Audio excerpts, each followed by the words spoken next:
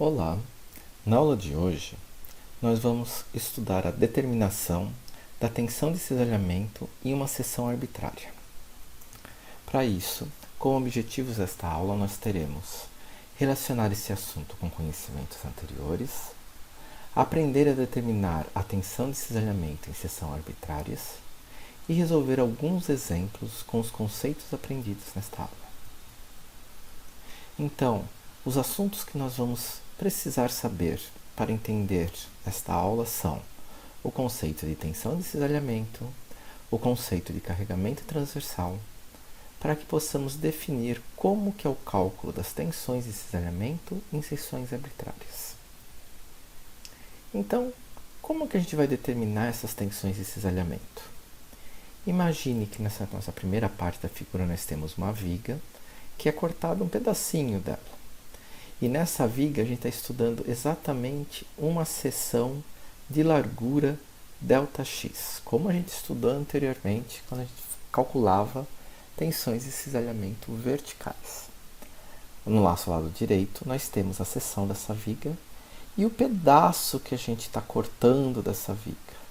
Então, se a gente olhar aqui nosso desenho, nós teríamos então o ponto C e D aqui na parte superior, o ponto C', D' aqui na parte inferior.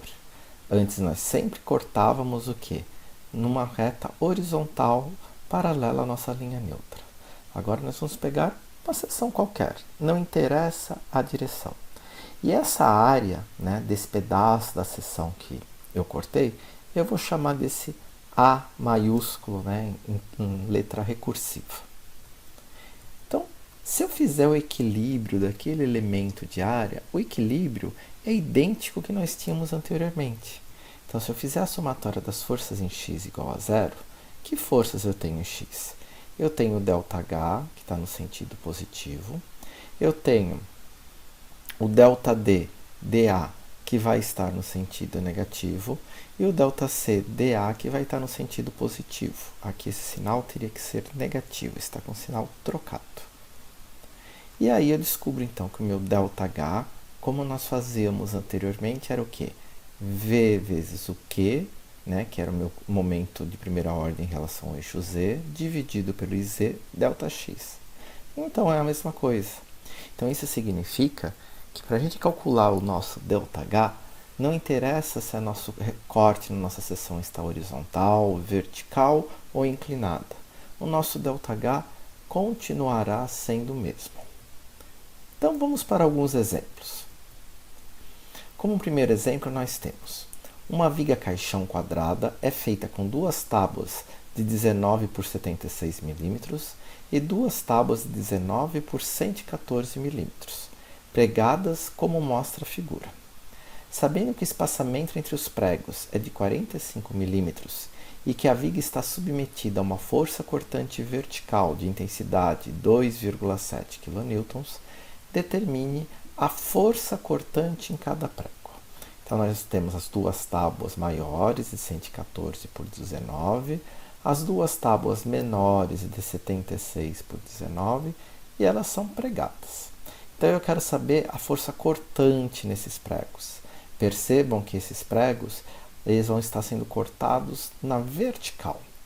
Então, para isso, a gente vai pegar e recortar na nossa viga exatamente essa nossa parte central da nossa tábua menor. Então, eu vou fazer um corte à esquerda e vou fazer um corte à direita. E essa minha área, que está aqui em roxo mais escuro, vai ser minha área A'. Então, se eu calcular o QZ dessa minha área A', ele vai ser o quê? É o A', é a área, vezes a distância desse centroide até a linha neutra. Bom, tudo vale 114, logo isso vale 57. Esse ponto, que é o centro de gravidade da minha linha roxa, está em 9,5, que é a metade do meu 19. Então, é 57 menos o 9,5, isso vai dar o 47,5. Então, 19 vezes 76 é o A'. 47,5 é essa distância y bar. Assim, eu acho que o meu QZ é 68.590 milímetros cúbicos. Também tem que calcular o meu IZ. Aí o IZ é sempre da minha seção total.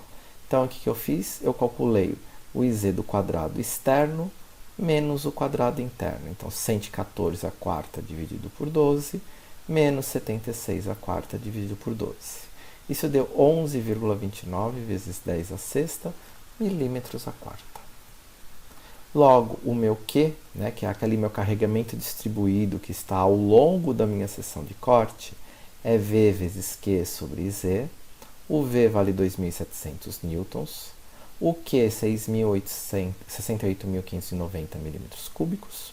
E o I, 11,29 vezes 10 a sexta milímetros a quarta. Perceba que eu não transformei nem o meu Q, nem o meu IZ para metros. Não vai ser necessário. Vocês vão perceber o porquê. Então, quando eu calculei esse carregamento distribuído, ele vai dar 16,4 newton por milímetro. Só que esse 16,4 newton por milímetro está distribuído ao longo das minhas seções de corte. Só que eu tenho uma seção de corte à esquerda e uma seção de corte à direita. Então, esse Q, metade vai estar à esquerda e metade vai estar à direita. Logo, a minha força, o que é? É a distância entre os pregos que ele me deu, que é 45 milímetros, vezes esse meu carregamento distribuído, que a metade de 16,4 é 8,2. Né? Então, como é newton por milímetro vezes milímetros, eu vou obter direto a minha força em newtons, que vai dar 369 newtons em cada prego. Como segundo exemplo, nós temos o seguinte. Sabendo que a força cortante vertical é de 220 kN em uma viga W250 por 101, determine a tensão de cisalhamento horizontal na mesa superior em um ponto A, localizado a 110 milímetros da borda da viga. As dimensões e outros dados geométricos da seção laminada são dadas no apêndice C do livro de mecânica dos materiais. Né? Então aqui está representado qual que é essa minha seção W250. E eu sei que daquele meu apêndice C também ele me dá o Ix, que é 164 vezes 10 a sexta milímetros a quarta. Então, se eu quero a tensão cisalhante nesse ponto A, que está a 110 milímetros, o que eu vou fazer? Eu vou cortar a minha viga nesse ponto, determinei essa minha área roxa. Essa área roxa vai ser o quê? Vai ser o 110 pela espessura que é 19,6. Então, 110 vezes 19,6 vezes a distância do centroide dessa minha área roxa até o centroide da minha viga. Tudo vale 132. Aqui vale 19,6, então da borda superior até o centroide da minha área roxinha aqui, vai valer 9,8. Então, 132 menos o 9,8 vai dar o 122,2. Calculando, descubro que o meu QZ é 26,35 vezes 10 a quarta milímetros cúbicos. O Ix ele já dá, né, que é o meu IZ, na verdade, vai ser 164 vezes 10 a sexta milímetros a quarta. Logo, minha tensão cisalhante, como que era a fórmula? Era esforço cortante vezes o meu Q dividido pelo I vezes o meu T. Né? Como eu estou querendo tensão cisalhante, eu vou estar utilizando esta fórmula. Então, o meu V ele deu 220 kN. O Q, 26,35 vezes 10 a quarta milímetros ao cubo. O I, né, o que ele deu lá na tabela, 164 vezes 10 a sexta milímetros a quarta. E o T, a espessura ali do meu corte, que vai ser 19,6 milímetros.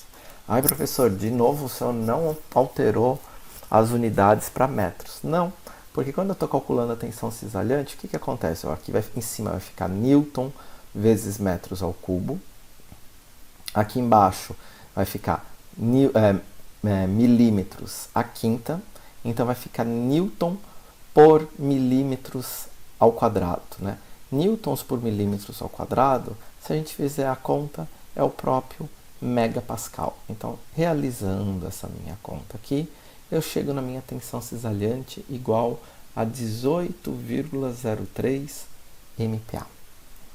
Bom, agora é hora de exercitar. Se vocês não entenderam, retomem as explicações e tentem acompanhar passo a passo a resoluções dos exercícios. Se já se consideram confiantes, vamos fazer a lista de exercício e a verificação de aprendizagem. Bons estudos!